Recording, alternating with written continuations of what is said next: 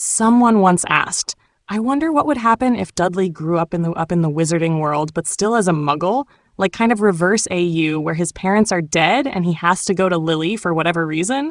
Do you think he would become bitter, like Petunia, about magic?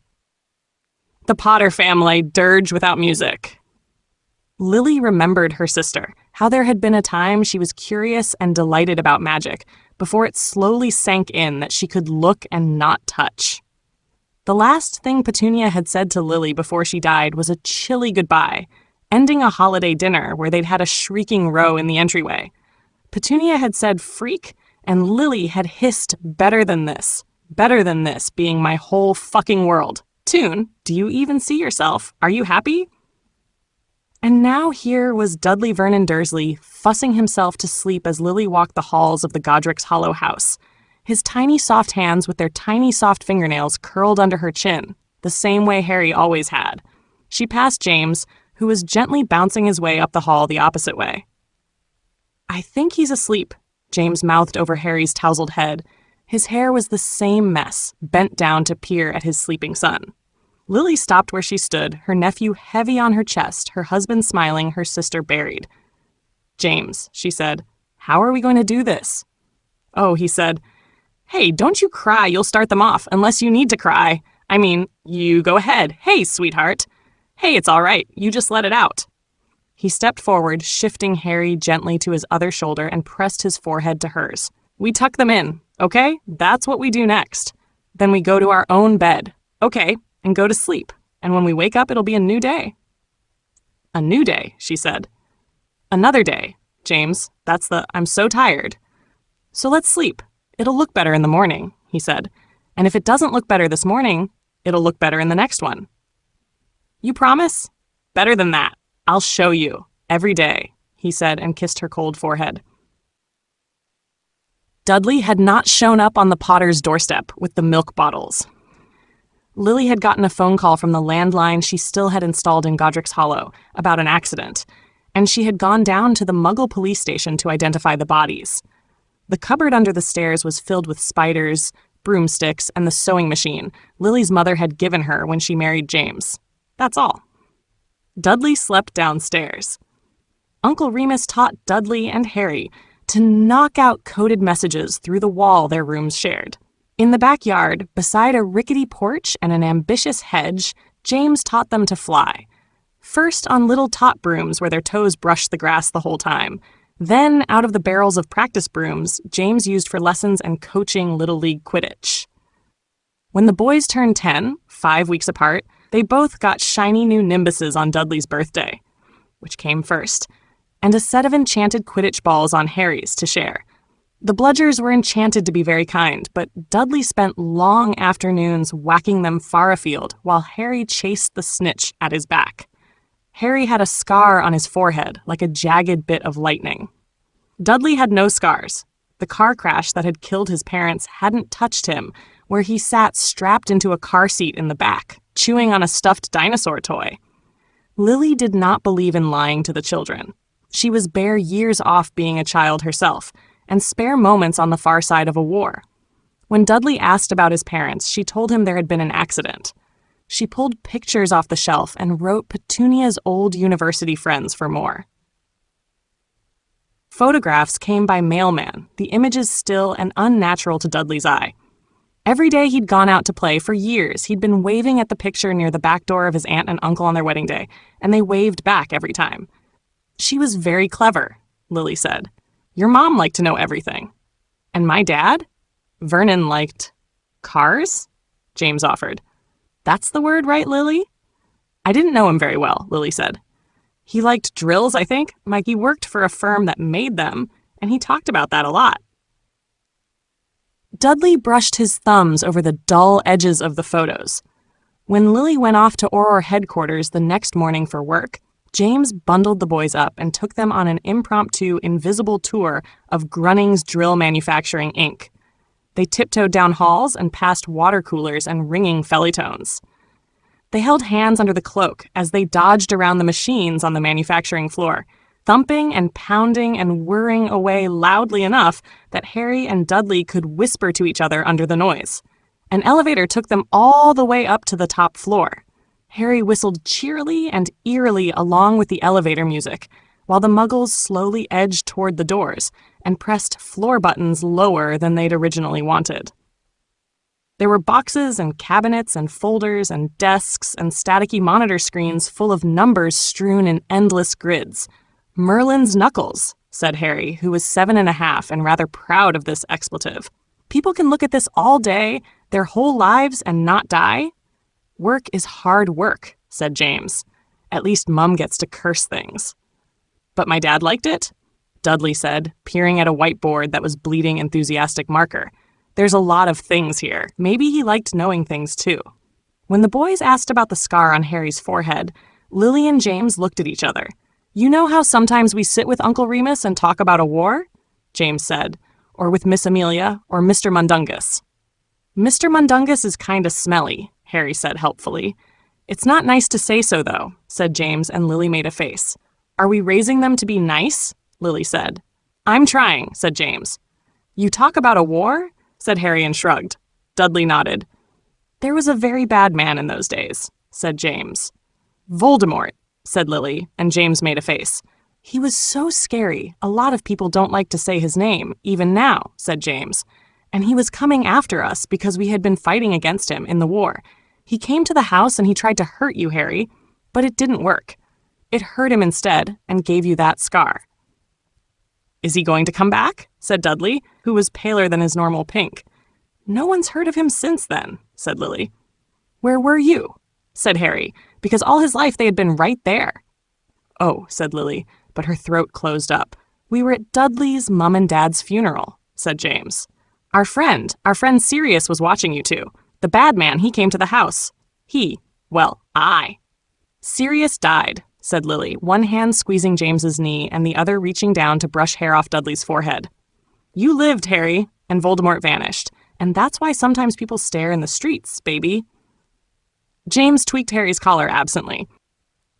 2 days after they had buried Lily's sister, the Potters had stood together in the first chills of November and buried James's brother. Sirius had been burned off the Black family tree years before. Lily and James had talked to his cousin Andromeda, to Remus, and then they'd laid him to rest in the Potter family plot. At the wake, they'd told old jokes about squirrel breath, shedding, and man's best friend. Remus had fallen asleep on their couch and stayed for a month. It took a 2-hour row with HR for Lily to get 2 passes to the ministry's Bring Your Kid to Work Day. "He's a muggle." "He's not," Lily snapped. "He's family." She had to get permission, sign 1,000,000 forms, and she also had to take the boys in early so that Dudley could get smothered in the spells that would keep the anti-muggle wards around the ministry from activating on him. If a muggle stumbles in somehow, they just see a funny-smelling supply cabinet and turn back around, Lily told Dudley. He nodded and dragged Harry off by the wrist to go look at the fountain. The windows were pouring sunlight into the underground room. The maintenance workers had just gotten a win on their contract negotiations and had banished the grimy, rain-spattered windows of the previous weeks. The light hit the falling water, the golden statues, and the small, excitable crowd of ministry dependents who were gathering in the atrium. Dudley was fishing about in the fountain for nuts to toss back out again, elbow deep, and Harry was laughing and coming up with weird wishes to make on them. Lily hadn't said son. She'd said family, and that was true enough, wasn't it? She didn't say son. She had a son, and she had a nephew, a ward, another child who came to her after nightmares and scraped knees. It was not less, it was just words. Lily worried about stealing more things from Petunia. Toonie had shrieked at her in ladies' restrooms and suburban foyers, had hissed at her in grocery store aisles and family dinners because Lily got everything. And now Lily had her son. Lily could just imagine it, could just see Petunia's face twisting and chin stabbing at the air. "You could have anything, and you took my son. My son!" "You left him to me," Lily whispered, but that wasn't quite right. "You left?" she whispered, and that wasn't quite right either, so she strode off toward the fountain to ask the boys if they wanted to go see the Auror spellwork ranges. Dudley's sodden shirt sleeves dripped all over the ministry floors. Harry's hair fell down into his eyes, and they both grinned bright enough to rival the spelled sunlight. When Harry was 11 years old, his Hogwarts letter came by owl. He'd been accidentally blowing windows open and lighting cauliflower on fire for years. James took Harry to go get his wand at Ollivander's, and Lily took Dudley to the Owl Emporium, where he tried to convince her they should build an aviary in the backyard. They came home with a fat black cat who hissed at everyone. Dudley named him Spooks, and Lily called him Monster. "Did you have to?" said James. "That is the meanest beast I've ever met, and I've known Remus unmedicated on full moons and a pubescent Sirius thwarted in love." Lily, who had ink on her cheek and a ballpoint pen stuck behind her ear, waved vaguely at the living room without looking up from her arrest report. Dudley was asleep in an armchair. The cat sprawled across his lap. Both its front paws were wrapped around Dudley's arm as it cleaned his wrist with aggressive fondness. "All right," said James. "Yeah, you had to." When Ginny Weasley ran shouting after the train carrying her littlest big brother away to his first year of school, her arms waving madly, her heart desperate to go along, there was a pudgy, pink-cheeked boy racing next to her. Ginny's arms were little twigs compared to Dudley's, and they waved and waved, bumping elbows and giggling as their shouts grew competitively louder. "Send me letters! Send me a real snitch! Send me a hippogriff! We'll send you a toilet seat!" Fred hollered back over the rumble and shriek of the train, and Dudley giggled so hard he had to sit down. "Hi," she said. "I'm Ginny Weasley." "Dudley Dursley," he said, and took the hand she offered. Every visible speck of her was freckly, her hair in a bushy red tail down her back. Dudley liked her immediately. "I'm so mad," Ginny said cheerfully, while Dudley dusted off his backside. "I want on that train." Dudley didn't say me too. But he did bounce back to where their parents, his guardians, had clustered together to see if they could all get some ice cream. It was the first year the boys wouldn't be home together, getting homeschooled by James and taken on educational adventures. Harry wrote home about the Gryffindor Quidditch team, about trolls, feasts, and a Professor Snape. For the first, they shipped him his broom. For the last, Lily charged down to the school to yell at someone named Severus. Dudley and James did homeschool most mornings, scribbling at the kitchen table or with James conjuring presentations and scrawling light into the air of the backyard. Dudley's afternoons he split between Little League Quidditch practice or frowning over his homework, either on the grass sidelines near one of James's flying lessons or some spare spot in the ministry. Sometimes he went on field trips with Uncle Remus, who tried very hard to get Dudley to call Harry's dad Uncle Jimmy. Lily had a bit of extra desk space in her cubicle, but her papers tended to spread everywhere, even when they weren't flying enchanted memos. Dudley would sit in the cafe in the atrium, where people chewed on soggy sandwiches and burnt coffee, or in the spare keys room when Miss Higgins was on shift. Her daughter was off at Hogwarts now, and she said she missed the company. Or down in the dark quiet of the archives, on days when the noises felt noisier and the lights felt harsher, and every time someone slurped a coffee just wrong, Dudley wanted to hit something, but instead he had to read limericks. On weekends, or particularly glorious weekdays, the Weasleys' battered family owl would swoop through the Potters' open kitchen window because Ginny required a playmate. She'd gone shy for a week after figuring out Dudley's cousin was the Harry Potter, but his uncle's spare brooms and Harry and Dudley's set of quaffle, bludgers, and snitch was really too much to resist. James would bring Dudley and their trunk of Quidditch supplies over and sit with Mrs. Weasley until their kids stumbled in, sweaty and beaming, looking for sweets and soft surfaces to collapse on. If Dudley finished his homework early when he was at work with Lily, he'd help the cafe staff count the sacks of coffee beans in the pantry, or run spare keys places for Miss Higgins, or go down and lug file boxes around for Ms. Gorbachek, who ruled the archives with a steely squint and gravelly voice. The day Mrs. Gorbachek let him do some sorting, not just carrying, he skipped all the way up the stairs to Lily's desk to tell her. Lily wrapped her scarf around her neck, shaking her head.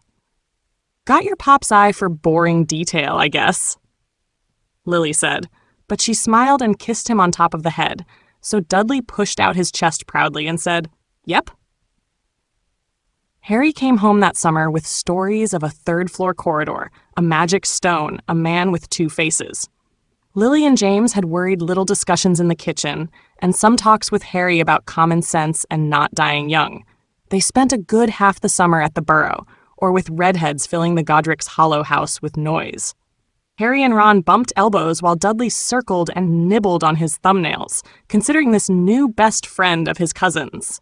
"He's all right?" he asked Ginny, and Ginny shrugged. "For a big brother?" she said. But then Harry turned their way, so she went bright red and vanished to help her mother with the dishes. Fred and George were loud, but all right. They taught Dudley some tricks with the bludger that he absorbed with a furrowed brow.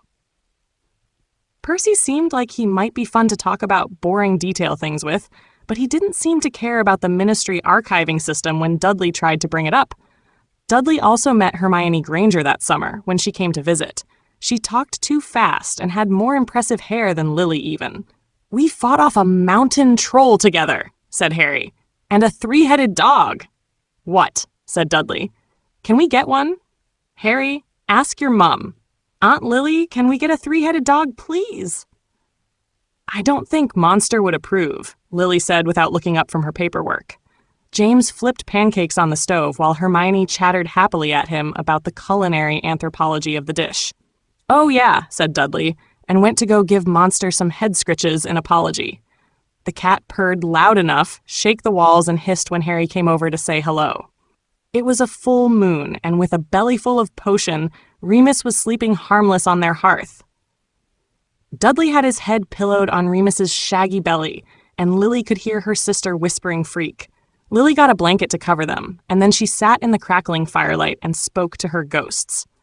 "I don't know what you would have wanted, Petunia. I don't know if you would have hated me for this, but you're not here, and we are. Dudley has got me, and James, and Harry, and Remus.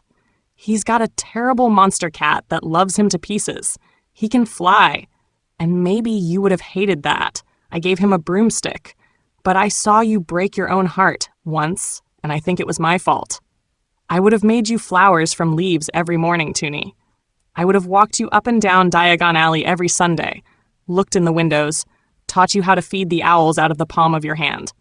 James would have snuck you into Hogwarts, and we could have sat out by the lake and watched the water. Would that have helped?" Ginny went off to Hogwarts, too, the next year. Dudley moped around for months, even though Mrs. Weasley had him and James over for tea on the regular. Ginny's letters grew weird and then stopped coming. Dudley figured it was probably something he had written. The government testers who came by now and then to check on his homeschooling said he was below grade level average for writing, but he was trying. The homeschooled wizards on his youth Quidditch team said they had magical school authorities coming to test them. Dudley had muggle ones. But James had registered Dudley with the ministry as a squib, lacking other useful options. So they didn't bother. Dudley was grateful about not having to go through 2 rounds of testing, but something still sat weird on his stomach about it all. The homeschooled squibs on Dudley's team shrugged and said no one bothered to come grade them at all. That year, they made it to the semifinals before they got kicked out. Lily took afternoons out of office to see them play. She sat in the stands and thought, "Look, Toonie." Dudley noticed the bludgers were getting cleverer, so he spent more time in the backyard after James helped him change the settings on his practice bludger. The Youth Cup that year went to a fierce little team from a cottage schoolhouse in one of the wizarding villages. James and Dudley watched the final match and talked smugly about how Harry was a better seeker and scornfully about their beaters' lacks of good form. Harry came home for Christmas, as always, with little packets for each of them. "There's a Muggle-born photographer at school," Harry said, as Dudley scrabbled with his gifts wrapping paper. "This first year. He's been turning his Muggle photos into moving ones all year, so I asked him how. He made me sign some stuff." The gift ripped open in Dudley's lap, and a book of photos fell open in his lap. Moving pictures, like every picture he knew except, until now, the ones that held these 2 faces.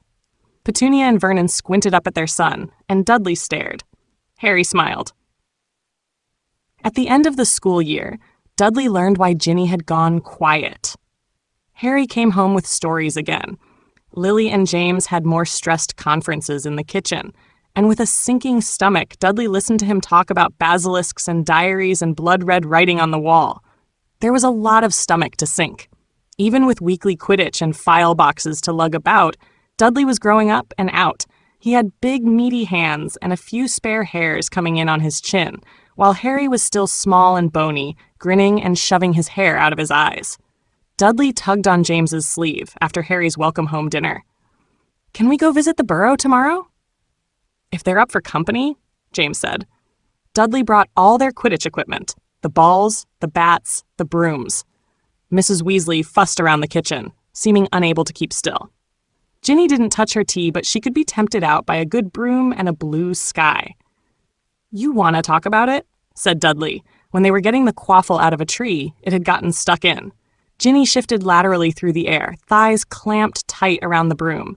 The brisk breeze tossed the tree's heavy limbs and threw her hair about. "No," she said. "I'm not very good at talking anyway," he said. "You're fine, Duds." He came back all that summer, sometimes with Harry and sometimes without. They played Quidditch out in the orchard, or walked out to the edges of the fields, sword fighting with long stalks of grass.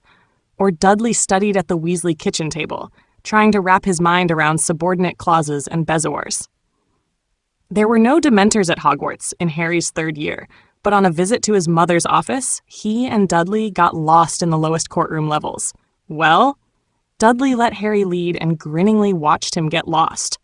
A pair of Dementors were part of the escort of an Azkaban prisoner there for a deposition, and when Harry passed them by, he dropped limp onto the floor. Cold sank ugly fingers into Dudley's stomach, but he hauled his skinny cousin up by the armpits and ran for the stairs. "I heard Uncle Sirius," Harry said on the couch later, wrapped in blankets.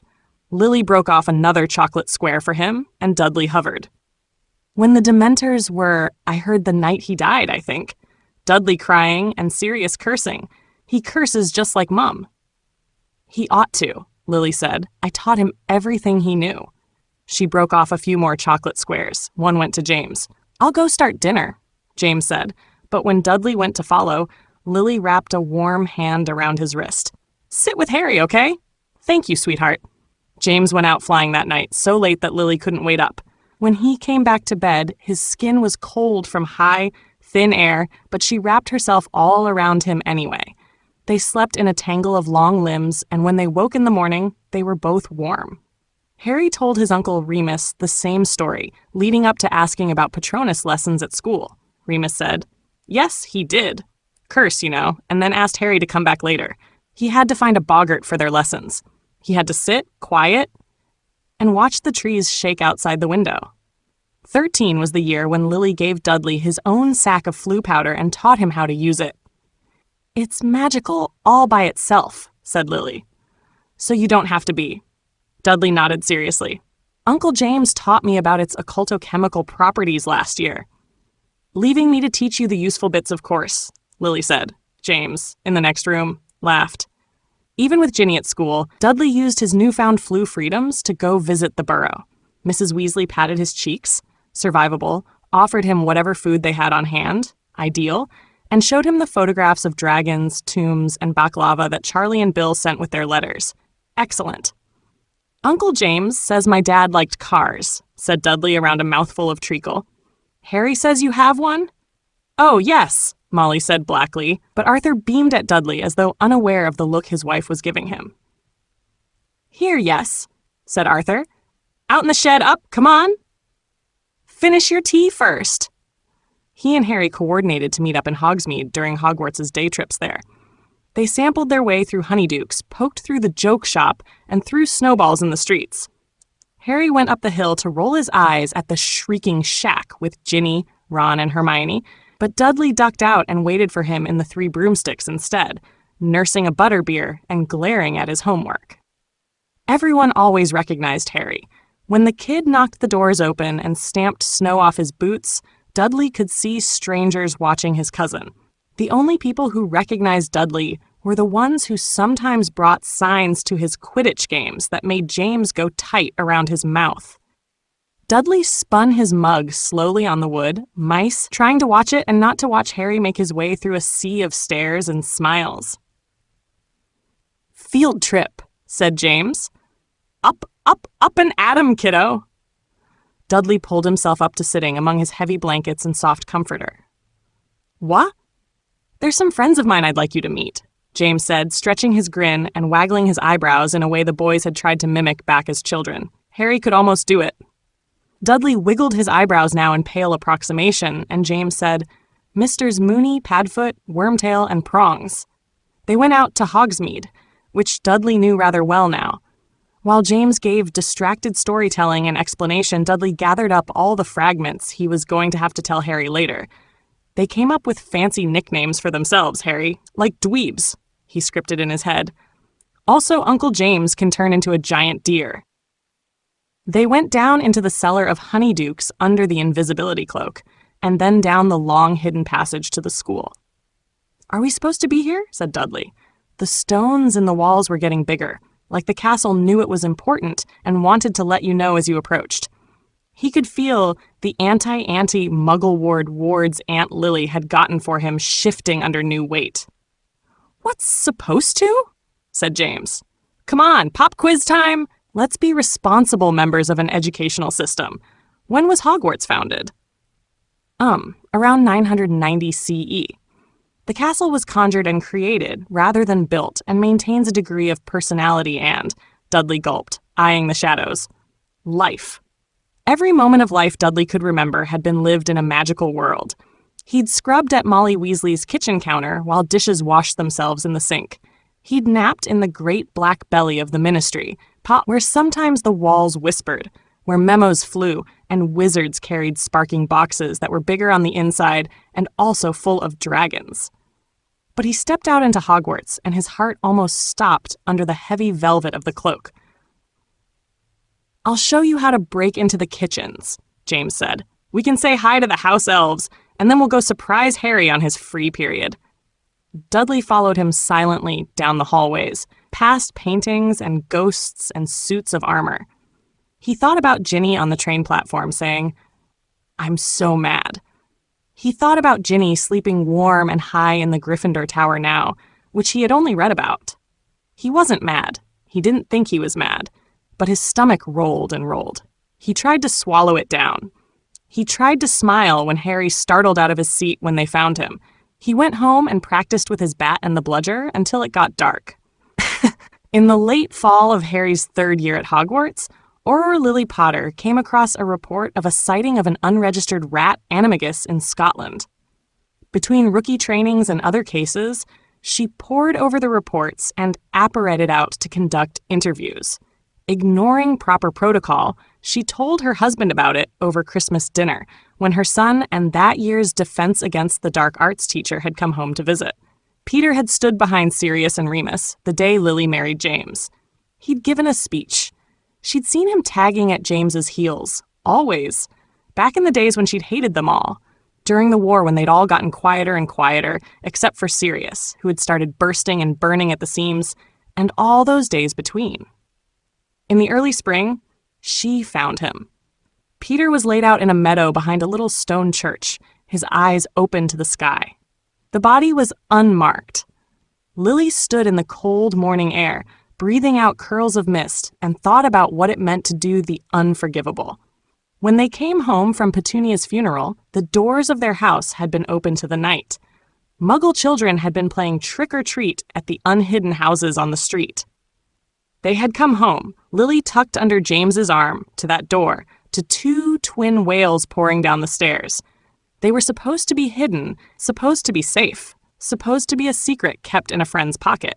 They had hit the stairs at a run, wands out. Sirius had been laid out on the polka dot rug of the nursery, eyes open. The body had been unmarked.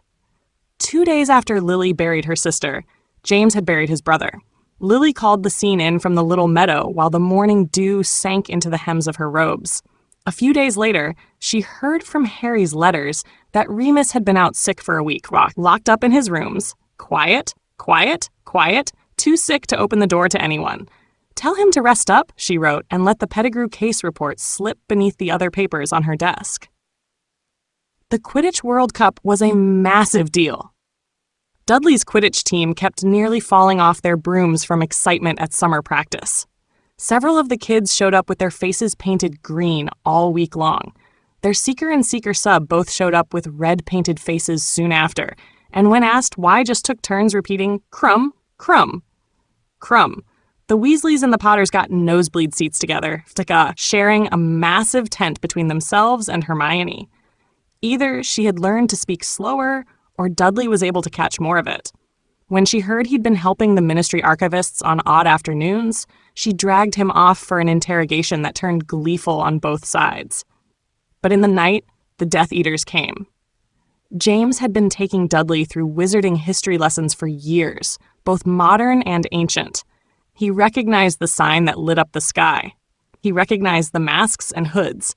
They sent a family of unconscious muggles spiraling through the air, and Dudley stared up at them even as James dragged him through the crowd. Dudley had been seeing Charlie's postcards for ages at Mrs. Weasley's table. He had heard about Norbert the illegal dragon baby from Harry, squashed under a blanket on the sofa during a summer rainstorm. So while his guardians had stressed conferences in the kitchen about the Triwizard Tournament, Harry was nominally too young to have even entered. Dudley sat petting Monster's fur excitedly in the wrong direction because Mr. Weasley had said Charlie was coming to help with the first task. When they met Charlie after the first task, Harry had outflown a dragon, Aunt Lily had cursed the air around her blue in the spectator stands, etc. He didn't disappoint. "You're Ginny's friend, he said and shook Dudley's hand enthusiastically. "Want to meet some dragons?" He did, in fact.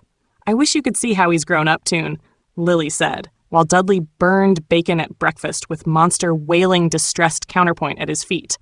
"I wish you were here," Lily said, watching Dudley wobble through the archive stacks with his arms piled high with file boxes, muttering shelving shorthand to himself. She passed Mrs. Gorbachek a set of returned files across the polished wood of her desk. "I wish you had gotten to know him." Lily oversaw autopsies and Quidditch matches, planned birthday parties and stings, stood in line at the butcher's shop and at the stand in the courts on the lowest floor of the ministry. "I wish you weren't dead, Toon." Dudley turned 14, and Harry did the same 5 weeks later. They baked him a big, squishy molasses cake and sent it up to Hogwarts by stasis spell and owl. For Dudley, they made a big chocolate cake and had it for breakfast for a week. I wish. That year, Dudley's Quidditch team took second in the National League. Harry got third in the second Triwizard task, while Dudley and the Potters and the Weasleys all watched from shore. Dudley watched Lily and James hug Harry, ruffle his hair, call him brave. He tried not to, but he watched, and the hugs looked just the same as when he had landed on the green field, gripping his bat, knowing he'd fought his hardest. He punched Harry lightly in the arm and said, "Who knew you could swim?" Dudley dreamed of the World Cup, the green light twisting in the sky, a Muggle woman's floral print dress and her slack face a lethal distance from the ground. When he woke sweaty and wheezing under the blanket Ms. Gorbachek had quilted for him, he padded out to make himself some warm milk. He told himself Aunt Lily didn't wear floral dresses, and she wasn't a Muggle anyway. Monster circled his ankles, and he told himself that Uncle James was asleep upstairs, and he'd been right at Dudley's elbow all through that panicked, crushed rush back to the portkey. He sipped his hot milk and thought about those circling, limp bodies, and the hate marching and singing below. He thought it wasn't them. It couldn't have been them. He thought, but it could have been me, and then he went back to bed with Monster grumbling at his heels. When Harry came back that summer, he was quieter. Dudley found him in the kitchen some nights when he padded out to make hot milk. Harry nibbled at the giant pile of chocolate Uncle Remus had carted over at the start of June, and Dudley made 2 mugs of milk. Dudley asked who Cedric was, because the wall between their rooms was thin. If they sat long enough and quiet enough, Monster would even come out and rub up against Harry's shins. With the next year came Dolores Umbridge. Lily went up to the school to shout, and James went to give Harry some chocolate, and also the invisibility cloak and the map. And then they both went up to the ministry to shout some more, and Dudley went down to the archive level to read about 80 years of educational policies. Ginny wrote him scathing letters about Professor Toadface and gave vague, indifferent mentions to the detentions and punishments. Harry wrote about Quidditch, no matter what questions Dudley sent his way. Dudley sent back first aid kits that Miss Higgins at the spare keys room helped him put together, and ginger snaps Remus helped him bake. Lily had already gotten a restraining order from Rita Skeeter during the tournament the previous year, imitative plate, or she'd have camped outside her office. As it was, she just sent weekly howlers. The night Harry dreamed of Uncle Remus writhing in the Department of Mysteries, the night they left Umbridge to the Centaurs and Grop, the night the beating heart of the DA flew thestrals over London, the night one of the last two marauders died, Dudley slept well.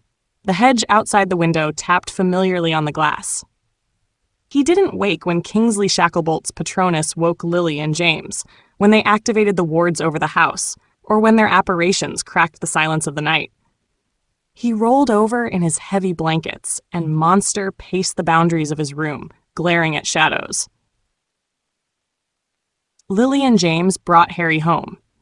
He'd go back to Hogwarts in a week to finish out the remains of the year, but when Dudley woke up sandy-eyed in the morning, his cousin was out on the sofa, wrapped up in a quilt, with Monster purring uproariously in his skinny lap. James and Lily were in the kitchen, bent over the empty table. Silence sat heavy in the air. They were all still in pajamas. But James had dirt on his knees as though he'd fallen. "What happened?" said Dudley.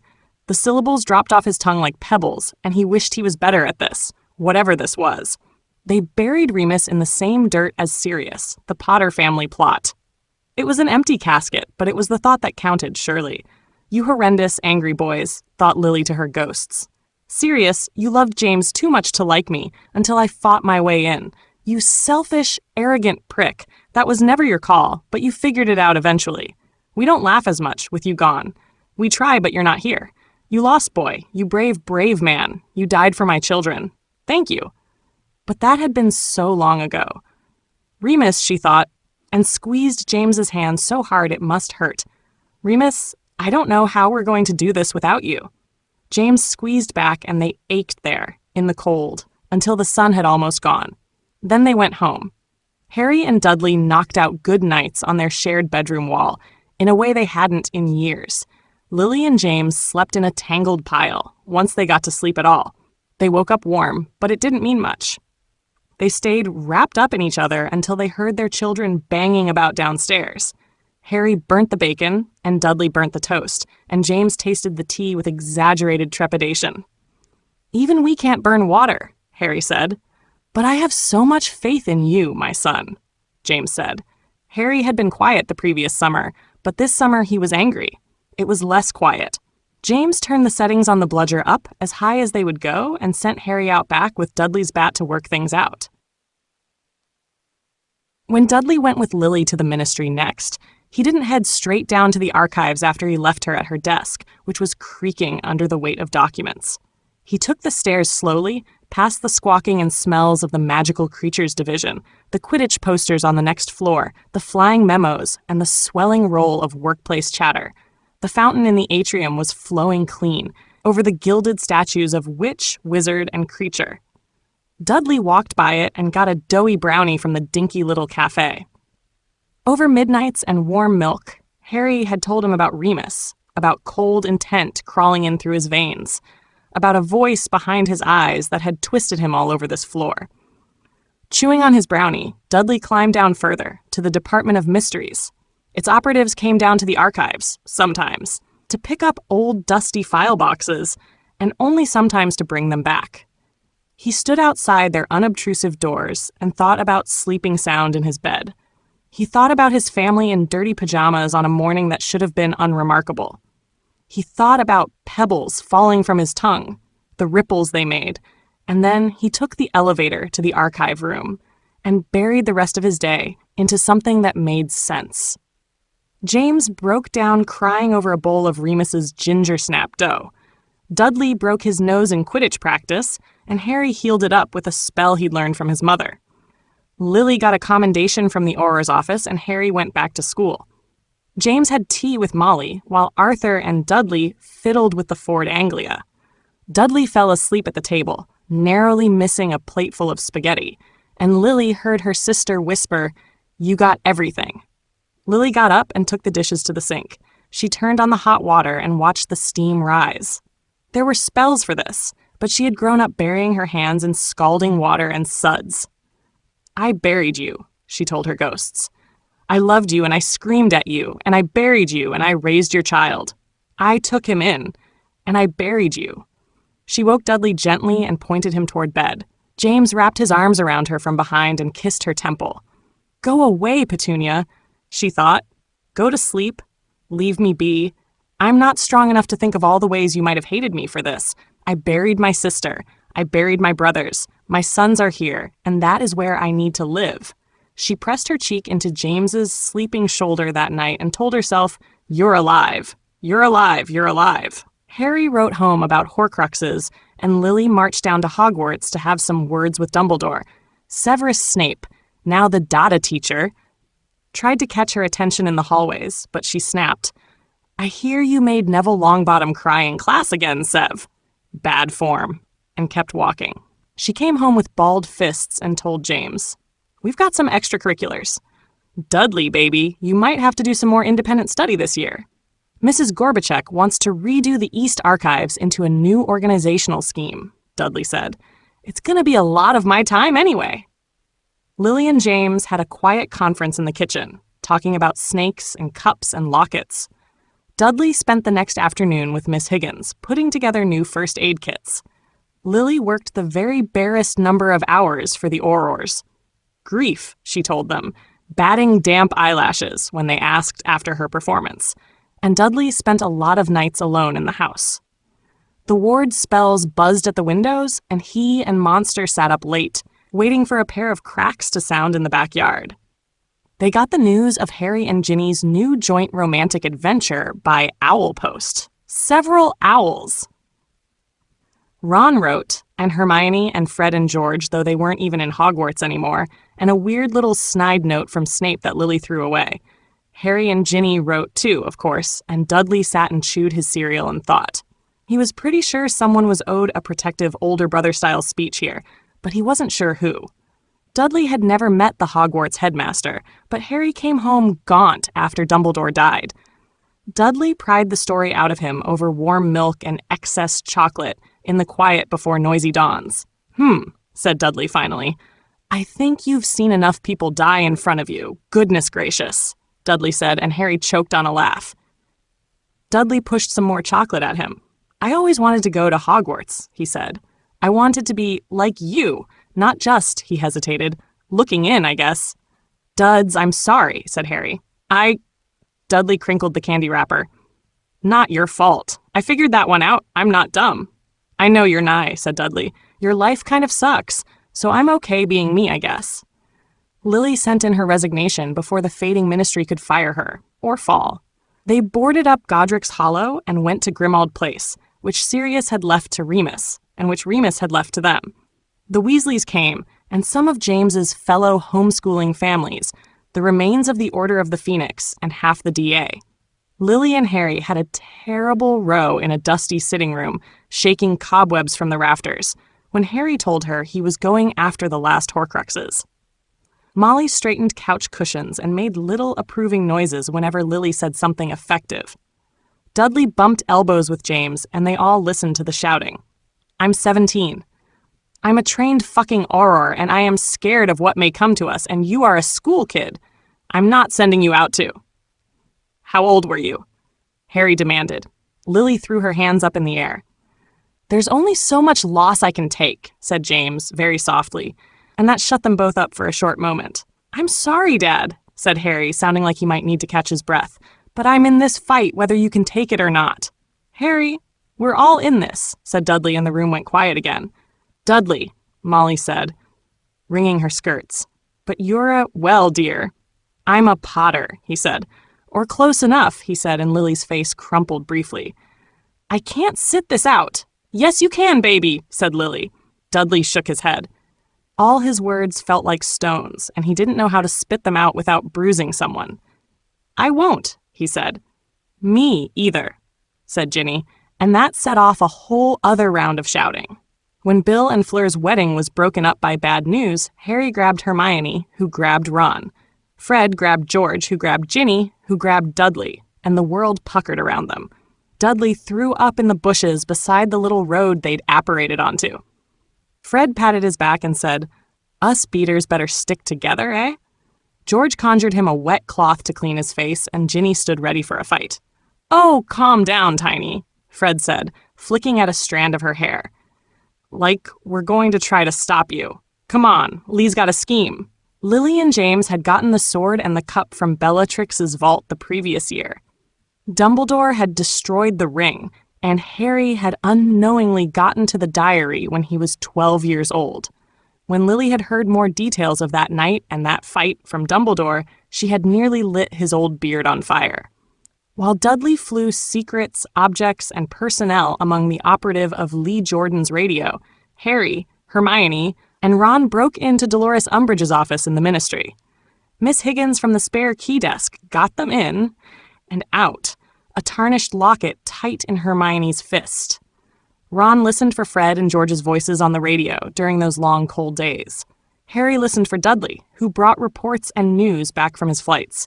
He went out armed with a beater's bat, normally paired up with Victor Crumb, who'd come over from the continent, and Ginny.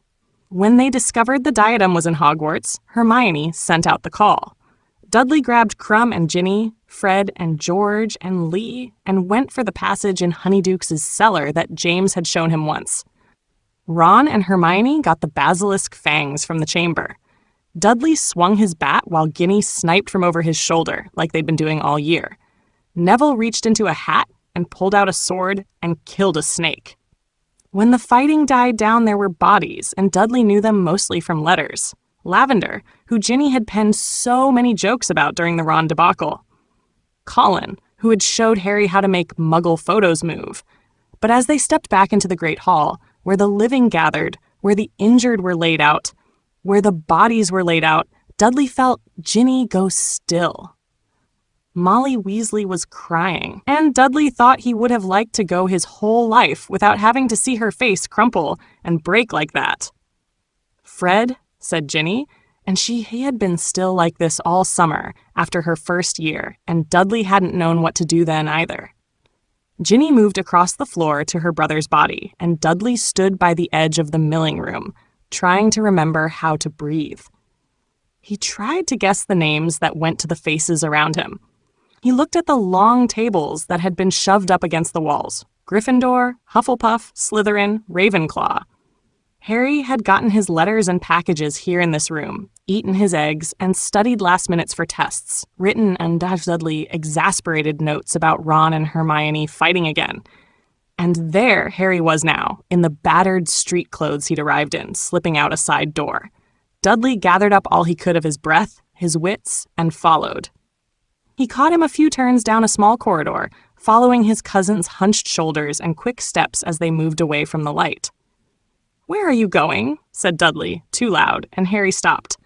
When he turned around, he shrugged, a little helpless with it. "Just because you go doesn't mean they'll let us be," Dudley said. "Do you really think you can kill him alone?" "I know I can't," said Harry. "Then why?" said Dudley, but he didn't know how to finish the sentence. Harry told him about Horcruxes and Snape dying and the ugly things that lived in him. That would die in him. "Remember how you said my life kind of sucks?" Dudley thought about being 9 years old in the backyard with a brand new set of Quidditch equipment. Harry had taken off after the snitch, and Dudley had wrapped his plump fingers around a beater's bat and guarded his back. "I have to, Duds." Dudley wanted to put milk on the stove to heat. He wanted to get the quilt from the back of the chair and put Monster in Harry's lap. He wanted to be home with the hedge tapping at the window. He wanted this to be just another midnight talk. Harry telling stories he'd already won, enemies he'd already escaped, his cousin woken up from nightmares that haunted him but left him breathing. Harry could gasp or cry or break out some of Lily's curses, be a smug brat, be cagey and stare out windows. Make Dudley worry like hell. That was all right, but he needed to be breathing. He needed to wake up and pad out to the kitchen so Dudley could give him warm milk and find the chocolate in the cabinet. "I could go with you," said Dudley. "No, you can't," said Harry. Dudley dug his thick fingers into his thicker arms. Harry took a shaky breath and said, "Tell Ginny I'm sorry, okay? Take care of Mum and Dad." Dudley nodded. Harry hugged him tight around the neck for just one moment, and then he was gone. Dudley went back through the corridors, their fallen rubble and askew doorways.